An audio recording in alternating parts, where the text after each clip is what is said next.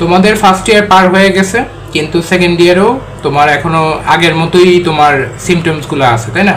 এরকম অনেকের আছে যারা ফার্স্ট ইয়ারে ভালো মতো পড়াশোনা করতে পারো নাই, ভাবছিল যে সেকেন্ড ইয়ারে ঘুরে দাঁড়াবো, সেকেন্ড ইয়ারে পড়াশোনা আমি ইনশাল্লাহ এখন কামব্যাক দিব একটা, কিন্তু কামব্যাকটা হয়তো দিকে চাচ্ছ কিন্তু আসলে ভালো মতো হচ্ছে না, তাই না?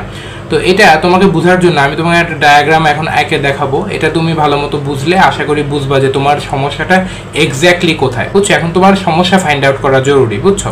কারণ তোমার ফার্স্ট ইয়ার ভালো মতো পড়াশোনা হয় নাই, অনেক গ্যাপ আছে, এবং সেকেন্ড ইয়ারেও তোমার সমস্যা হচ্ছে।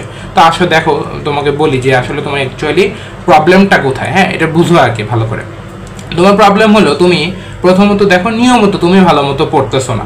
নিয়মিত ভালো মতো না পড়ার কারণে তোমার প্রিপারেশন ভালো মতো গোছানো হচ্ছে না, গোছানো না হওয়ার কারণে তোমার পরীক্ষাগুলো খারাপ হচ্ছে, যেহেতু তোমার প্রিপারেশন খারাপ ছিল।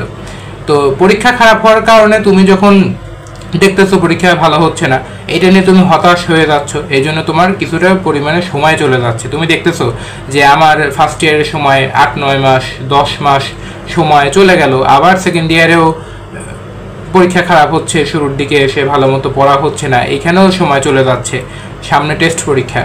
তো এরকম করে যখন তুমি দেখতেছো যে সামনে টেস্ট পরীক্ষা চলে আসতেছে, সেকেন্ড ইয়ারও চলে যাচ্ছে, সময় চলে যাচ্ছে, তারপর আমার পড়া হচ্ছে না, তখন তোমার টেনশন তৈরি হচ্ছে, ডিপ্রেশন তৈরি হচ্ছে, মানে তোমার হতাশা তৈরি হচ্ছে।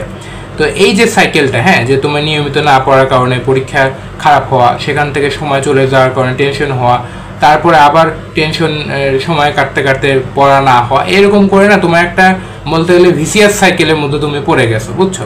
যে তোমার আসলে তুমি এই সাইকেল থেকে তুমি বের না হইতে পারার কারণেই তোমার পড়াশোনাটা ভালো মতো হচ্ছে না, বুঝছো? তো তোমার এই মুহূর্তে কিছু জিনিস করা এবং বোঝা জরুরি, বুঝছো? মাথায় রাখবা তোমার 1 নাম্বার টার্গেট, তোমার এই মুহূর্তে 1 নাম্বার টার্গেট হলো ফুল সিলেবাসটা কমপ্লিট করা। তোমরা যেহেতু করোনার পরে ফুল সিলেবাস ব্যাচ অর্থাৎ এইচএসসি 26 ব্যাচ, তোমাদের কিন্তু একেবারে ফুল সিলেবাসে একবারে সব সাবজেক্টের ফুল সিলেবাসেই পরীক্ষা হবে। এইচএসসি পরীক্ষা এখন পর্যন্ত কিন্তু তাই নোটিশ আসছে যে তোমার হলো ফুল সিলেবাসে পরীক্ষা হবে, এবং তোমাদের পরীক্ষা একেবারে ফুল প্যাটার্নে হবে, তোমার শর্ট ভার্সনে পরীক্ষা হবে না, একবার 100 নাম্বারই পরীক্ষা হবে, তাই না?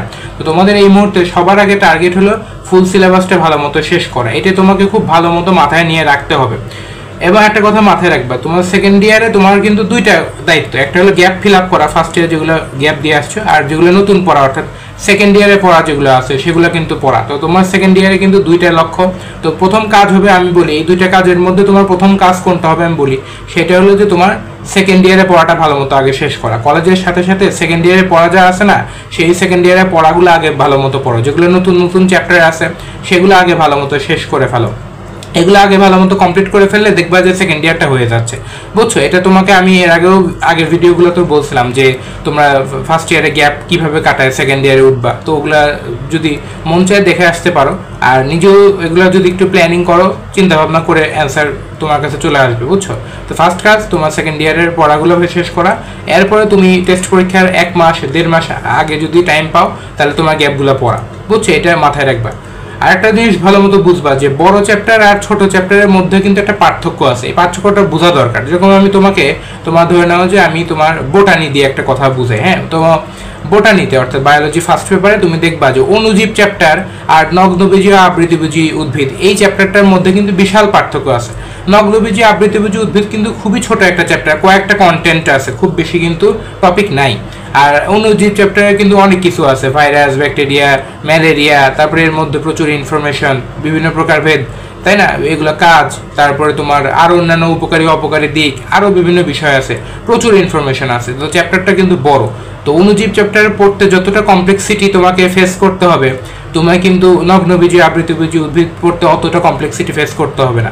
ওখানে হয়তো কিছু টপিক আছে, মানে তোমার ওই যে এস্টিভেশনগুলা, ঠিক আছে, তারপরে তোমার হলো আরো যে টপিকগুলো আছে, তোমার বিভিন্ন ফলের প্রকারভেদ আছে না, ওগুলা কিন্তু তোমাকে পড়তে একটু তোমার গতি মানে একটু সমস্যা ফেস করতে হলেও কিন্তু তুমি কাভার করতে পারবা, কারণ চ্যাপ্টারটা ছোট। তো এই বড় চ্যাপ্টার বা কঠিন চ্যাপ্টার বা ছোট চ্যাপ্টার বা ইজি চ্যাপ্টার এগুলোর মধ্যে পার্থক্য বুঝতে হবে, বুঝছো? তুমি মনে করো একটা ছোট চ্যাপ্টার নিয়ে অনেক বেশি সময় কাটায় দিলে কিন্তু হবে না।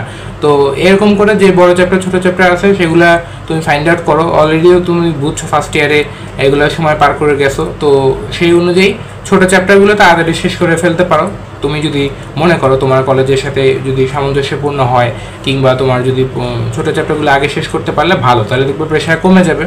তারপর তুমি বড় চ্যাপ্টারগুলো ধরলে ভালো হয়। যেরকম ব্রায়োফাইটা টেরিডোফাইটা কিন্তু অনেক ছোট একটা চ্যাপ্টার, খুবই ছোট একটা চ্যাপ্টার, একদিনেও বলতে গেলে যে প্রায় পড়া হয়ে যায় আর কি, একটা দিন 2টা দিন সময় দিলে, তো এটাও শেষ করে ফেলবা। তো এরকম ছোট চ্যাপ্টারগুলো আগে শেষ করে বড় চ্যাপ্টারগুলো ভালো মতো টাইম নিয়ে পড়তে হবে। মাথায় রাখবা তোমরা কিন্তু সেকেন্ড ইয়ারে আসো, অর্গানিক কেমিস্ট্রি কিন্তু যদি তুমি ভালো মতো না পড়ো, সেকেন্ড ইয়ারেই যদি ওই সেকেন্ড ইয়ার অর্থাৎ টেস্ট পরীক্ষার আগে আগে যদি অর্গানিক কেমিস্ট্রিটা ভালো মতো না পড়ো তাহলে কিন্তু হবে না। তো এরকমভাবে আমি হয়তো বা বোটানি, কেমিস্ট্রি এরকম থেকে বিভিন্ন জায়গা থেকে বললাম, তো এরকমভাবে তোমার ফিজিক্স, ম্যাথ, তারপর তোমার বাংলা, ইংলিশেও এরকম ব্যাপার আছে। বিশেষ করে সায়েন্সের সাবজেক্টগুলোতে কিন্তু এগুলা ব্যাপার আছে এবং এটা খুব গুরুত্বপূর্ণ ভূমিকা রাখে। বাংলা, ইংলিশ, আইসিটিতে হয়তো টাইমই পাও না, তো এই জন্য তোমার সপ্তাহ অন্তত 2টা দিন রাখো, শুক্র শনি যদি সময় পাও ওই সময়টাতে রাখো, বা কোনো একটা ফ্রি টাইম তোমার যেটা কনভিনিয়েন্ট হয় সেই অনুযায়ী টাইম রাখবা। টেস্ট পরীক্ষার আগেই তোমাকে সিলেবাস শেষ করতে হবে, এই টার্গেট অবশ্যই নিবা। টেস্ট পরীক্ষা তোমাদের হয়তো জানুয়ারি কিংবা ডিসেম্বর বা ফেব্রুয়ারি ওই টাইমে হয়তো হবে, তো তার আগেই ট্রাই করবা ইনশাল্লাহ তোমার সিলেবাসটা শেষ করতে হবে। হাতে তোমার 3-4 মাস সময় আছে। এর মধ্যে তোমার বড় কাজ হলো 2টা। কি কি কাজ বলো তো? কি কি কাজ বলো? এর একটু আগে 2-3 মিনিট আগেই বলছি কি কি কাজ বলো। তো এই 2টা কাজ করে ফেলবা। আর কলেজ এবং নিজের পড়ার টাইম ম্যানেজ করতে হবে, এটা খুব গুরুত্বপূর্ণ একটা কথা, বুঝছো? কারণ কি, কলেজ আর পড়াশোনার টাইম ম্যানেজ করতে না পারার কারণে তোমার কি হয়েছিল, গ্যাপ তৈরি হয়েছিল, তাই না? তো এই যে গ্যাপটা তৈরি হয়েছে এটা কিন্তু তোমার ফার্স্ট ইয়ারের গ্যাপ।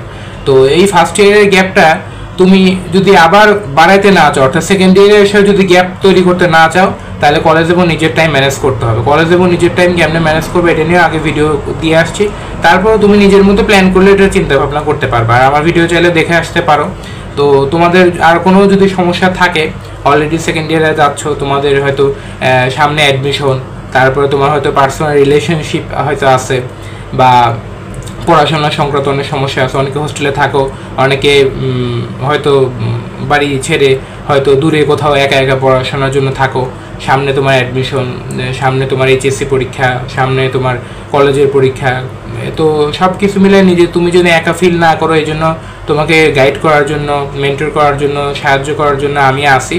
তোমার যদি প্রয়োজন পড়ে তাহলে তুমি আমাকে পার্সোনালি মেসেজও দিতে পারো, বা অন্য কোনো যদি সমস্যা ফেস করো তাহলে আমাকে জানাইতে পারো, ইনশাল্লাহ টাইম পেলে অ্যান্সার দিয়ে দিব, বুঝছো? তো অল দ্য বেস্ট, ভালো মতো প্রিপারেশন নিতে থাকো। আশা করি ইনশাল্লাহ তোমার ভালো মতো এগুলো কোপ আপ করে ফেলবা আর কি, বুঝছো? এটা করতে হবে, তোমাকে কাম ব্যাক করতে হবে, বুঝছো? আসলে এছাড়া অপশন নেই, বুঝছো? তুমি পড়াশোনার করতে আসছো, পড়াশোনা করে কিছু করবা এই আশা নিয়ে আসছো, তোমাকে অবশ্যই পড়াশোনা আসতে হবে, নাহলে আসলে কিছু করার নেই।